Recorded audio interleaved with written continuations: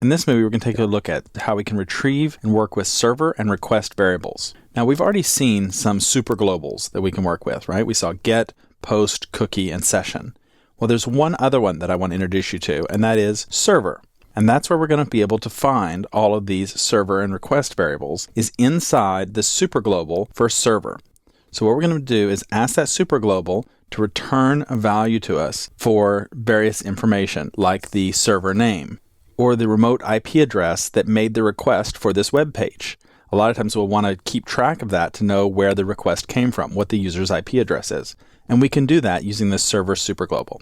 Let's try it out and see some of the things we can ask it for. I'm going to open up basic.html, and I'm just going to do a save as on it, and we'll call it server variables.php and put it in our B2B sandbox, and server variables. Now the first three that we'll take a look at will just be simply looking at information about the server that we're on. We can ask for our server's name, for our server's address, and for its port. Let's try those out and see what we get back and think about how you might use that information. We'll open up Firefox, and instead of going to date time, we're now going to go to server variables.php. So there's the information that I have for my server. Now, once you install this on a production machine, probably your server name will change, the port, the address, those things will all change. Because I'm using localhost, it goes ahead and resolves the server name to being localhost, and my IP address is just simply listed as 1.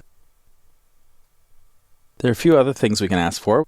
We can ask it for the document root on our server, where all our files are located. We can also ask it for details about the page that we're working with, right? So here's some page details. PHP self. That's a very useful way to find out what page this is, right? Server variables page, or script file name. We can also pull that back. Let's take a look at those. I'll save that file. Let's just reload over here. Save the file. There we go. Reload it. So you'll see my document root. It tells me where the documents are located.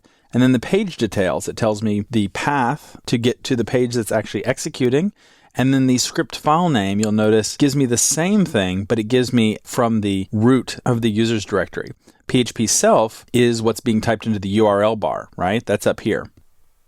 The other one is actually the path on the file system. That's the script file name. So notice the difference between those two and make sure you use the right one in each context. If we want to redirect someone to a URL or something, we would use PHP self.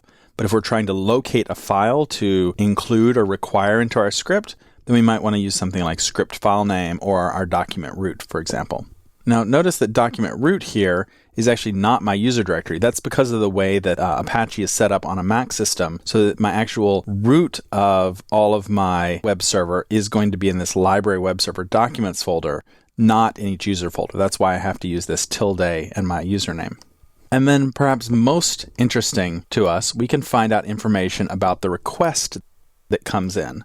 So we'll switch back over here, and we can get details about the request. We can get the remote address that's asking for it, the remote port, the URI that they asked for, the query string if they asked for anything after the URL, the time it was made, the referrer, that's who referred them to our website. That's really useful for keeping track of links and finding out, did someone get to us by clicking on a link on Google, for example, or did they click on a link at Yahoo and that's how they found us? And then user agent, which is what browser they're using. So those are great for statistics and server tracking and that kind of thing. So I'll save that. We'll come back and we'll just do a reload. Now, of course, my remote address, since I'm doing it from the same server, is just going to be 1.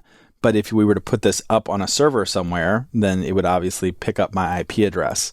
Now, you notice that the query string is blank. Let's go ahead and just put in something here.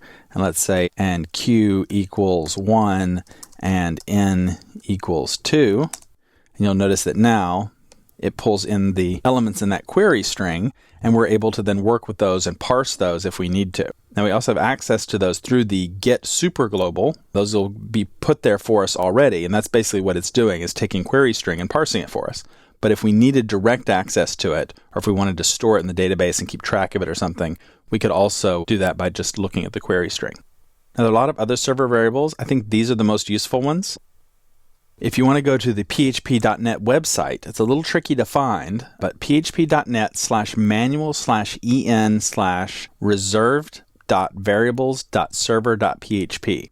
And that will give you all of those server variables that you can have access to. And you can look and see if there are any others that sound interesting to you, anything you want to play with.